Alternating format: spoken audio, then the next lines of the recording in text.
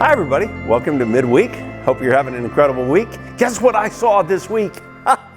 Shocked me. Blue sky. Did you see it? Hope you did. It's great. I want to welcome Tyler. Glad you're here today. He's going to join me today. We're going to talk about intergenerational fun. Tyler leads our YAM group. Who's YAM? It's our young adults 18 to 28 in our church. 18 to 28.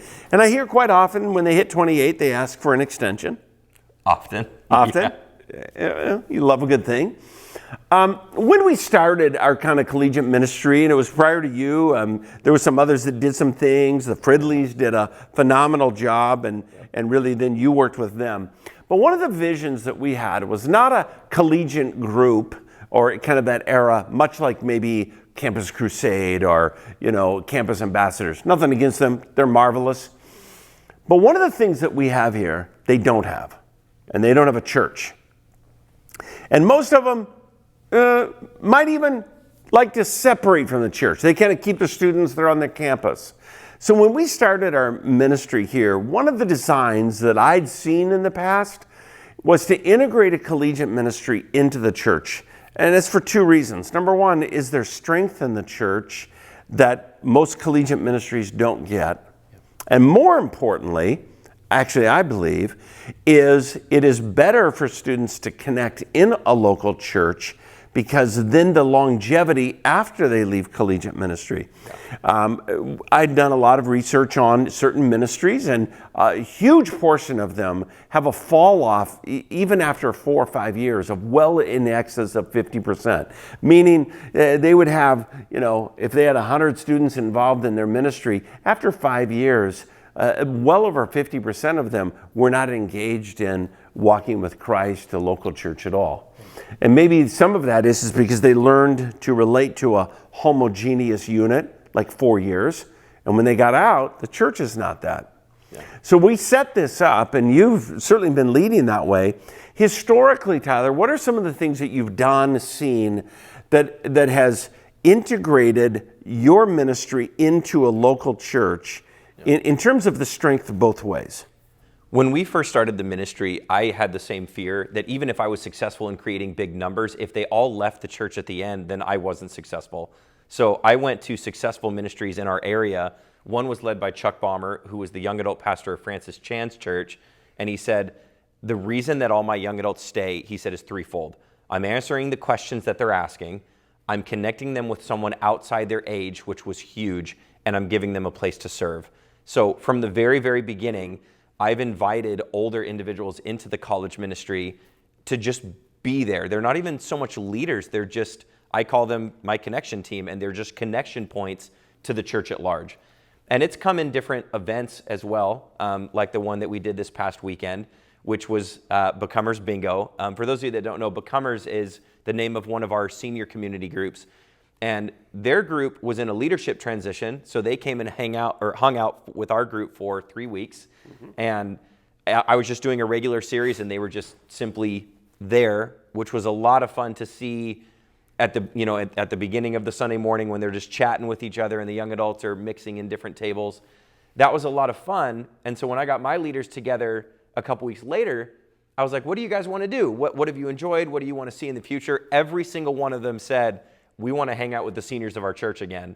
And so we created Becomers Bingo, which was this past Sunday, where we had lunch together and we played bingo and gave away prizes. I don't think our church has played this much bingo in 100 years. I know. Yeah. We did bingo for a fundraiser. Yeah, for Latin Link. In all honesty, that's the first time I think I've played bingo in my life. Yeah, and it's a lot of fun. I found my second calling, so if the pastoral thing doesn't work out, I'm going to be a bingo caller.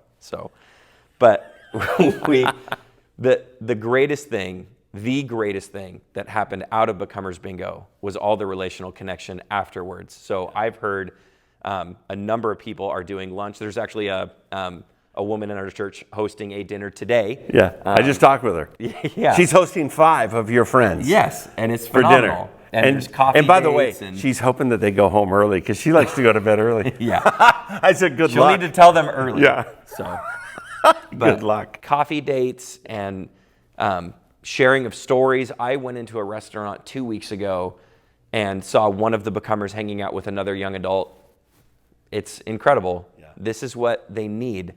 Young adults can very easily silo themselves, and so. Yeah.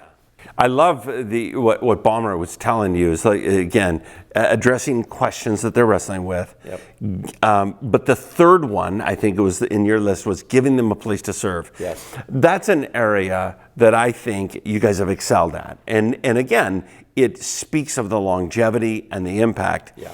I think you told me last, what is the percentage of your group that has a identified known ministry where they're serving in our church? Not a one-off thing. Right. We're between 50 and 60% of the young adults are serving in another area in the church right now.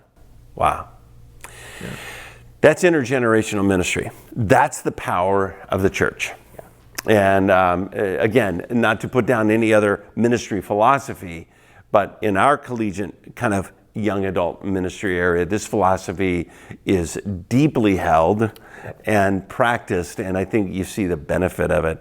Yeah. And so we are taking petitions from other community groups, but it's going to take a little money. Yep. Not really.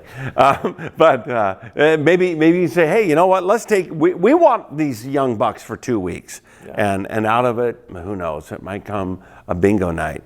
Yeah. This is risky. Have you ever thought of a poker night? Not that I know how to play poker either, because I don't. Yeah. I don't have a clue. I would lose everything, even if I bet matchsticks. Yep. But yeah, I grew up in the day where, if you played cards, you're going to hell. So you guys are playing bingo. This is crazy. I'm glad you are. Yeah. Thanks. Whoever your parents were, they did well. Stellar. Yeah. Not bad. You had a good mom. Yeah. Anything else you want to say? No, and I've said it a number of times to the group, but thank you, SFB, for being a church that very easily invites young adults into their life. It's been an easy church to start a young adult ministry in. It's awesome. Hey, this week, deep dive, number 2. So we're going to go into deep clean. I think I'm going to call it OxyClean. I actually thought it was Brawny Clean, but somebody told me that no one knows about Brawny. So it's going to be deep clean this weekend. We're looking forward to the time. And 2 weeks, we're going to have our annual business meeting. So vote often, vote that weekend. If you're going to be traveling that weekend, make sure that you come into the office and you can vote. It's on our budget. It's on our committee members. And we have some new deacons and deaconesses, and so those folks are our heroes. Thank you. Glad you're here. Appreciate you being here. And have a great week.